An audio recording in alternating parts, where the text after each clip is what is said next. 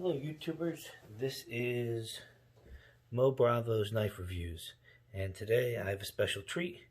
I just received my Microtech Sigil Mark 6 in LMAX steel.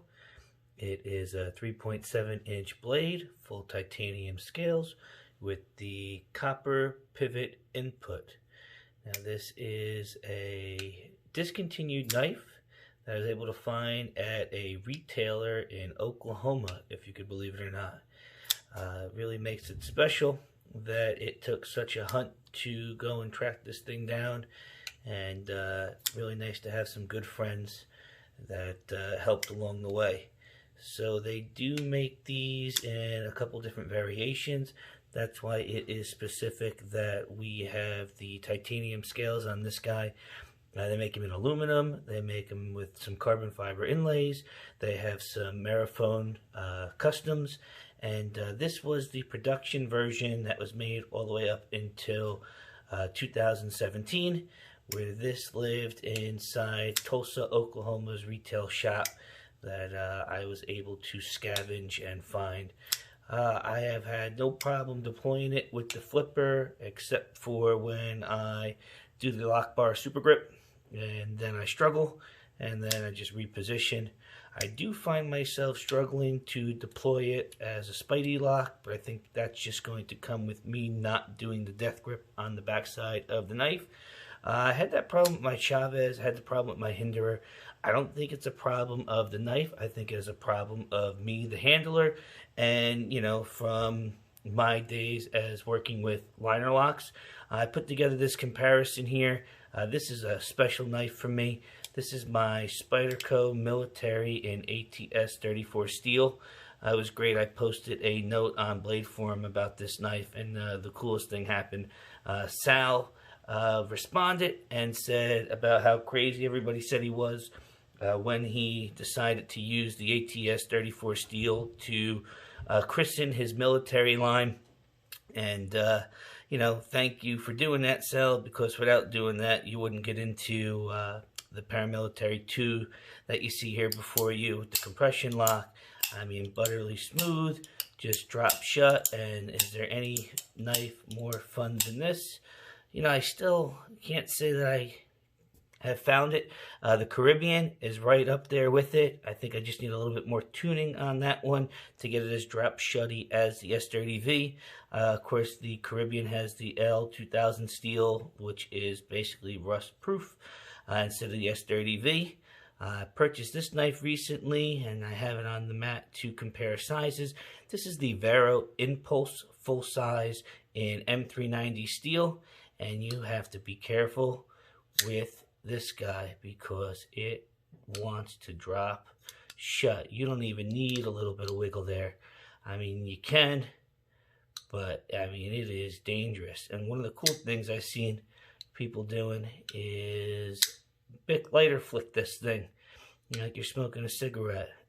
This is the nude version, full titanium scale. No highlights in any of the hardware, no anodizing. Vero has done this really cool Damascus pocket clip and some hardware, and if you haven't checked them out, I certainly would recommend them. I have this next to my large Inkosi that just came in. I had a Tonto. I don't care for the Tonto blade, so I wanted to try an Inkosi with the drop point, and I'm telling you, I really enjoy this knife. As you can see, I'm still getting used to how to deploy it. I understand that the pivot is adjustable, and you know, I don't think it's any better or any worse than my brand new 31, but I have to imagine with a little bit of tuning that will be as fun to flick as everybody else. And it's just really fun to compare some really large knives, and I wanted to just add my Police 4 that I recently picked up in K390 steel.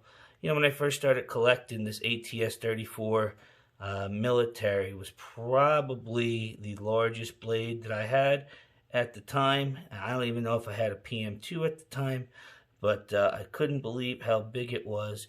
And when my K390 Police 4 came in, I just was so wowed by it. The edge was so sharp, and it is one heck of a slicer. If you haven't gotten your hands on one of those recently, I would certainly recommend giving it a look. I managed to pick mine up at a Spyderco second sale, and I couldn't be happier. Yeah, it's dirty, but it's dirty because I use it. I haven't had to sharpen it, and it just eats cardboard for breakfast, and I love it. I'm not sure the Sigil or the Incosi or even the Vero are going to get the kind of abuse that the Police 4 is taking, and I've been really impressed by that. You know, the ATS-34 military, that certainly has been retired, and during that same Spyderco second sale, I picked up a Paramilitary 2 in MaxMet steel, and I'm thoroughly enjoying that, except for the blade centering is atrocious. Other than that, that thing is tough as nails. I can get a really wicked edge on there, and that'll do its fair share of box cutting as well. So I know I started rambling, but I really just wanted to showcase some of the knives and show you the Sigil. The final thing I'm going to tell you is that the pivot tools required for the takedown of this knife are proprietary, something that I should have mentioned at the beginning. I know there's a couple places online that sell the kits to disassemble and reassemble.